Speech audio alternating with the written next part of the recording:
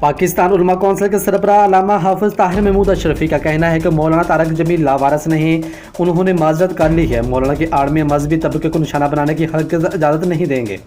مولانا طارق جمیل سے انہیں بھی اختلاف ہے، لیکن کسی کو بھی ان کی توہین کرنے کی اجازت نہیں دیں گے۔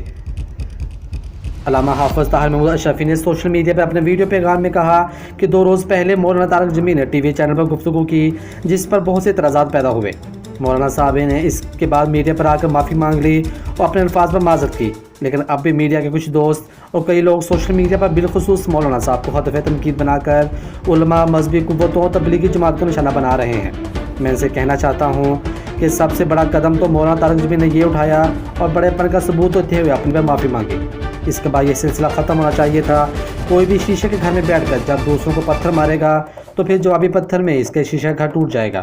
اگر صحافی برادری کی دل آزاری ہوئی تھی تو مولانا اس پر معذرت کی، قوم سے بھی معذرت کی۔ میں سمجھتا ہوں کہ اس کے بعد یہ سلسلہ بند ہونا چاہیے۔ انہوں نے مزید کہا کہ مولانا طارق جمیل کو لاوارث نہ سمجھا جائے۔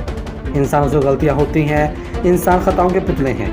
ہمیں بھی کئی باتوں پہ اعتراض ہے اور ان سے کہتے بھی ہیں، لیکن میں سمجھتا ہوں کہ اب یہ سلسلہ بند ہونا چاہیے۔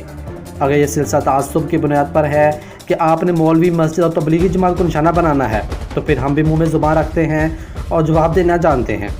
اگر ہم جواب دیں گے تو پھر آپ کو شکایت ہوگی۔ انہوں نے مزید کہا، میں امید کرتا ہوں یہ سلسلہ اب ختم ہونا چاہیے۔ مولانا طارق صاحب نے پوری قوم سے معذرت کی اور ان کی معذرت کو قبول کیا گیا۔ مولانا طارق جمیل پاکستان کے سب سے بڑے خطیب ہیں اور ان کو سنا جاتا ہے، ان کا اپنا حلقہ ہے بات ہے۔ ان کا یہ مطلب نہیں کہ ہر شخص اٹھ کر ان پہ اعتراض کرے۔ انہوں نے معافی مانگ لی، اب یہ معاملہ ان کا اور اللہ کے درمیان ہے۔ مزید خبروں اور تفصیلات کے لیے دیکھتے رہیے پاسبان لائیو۔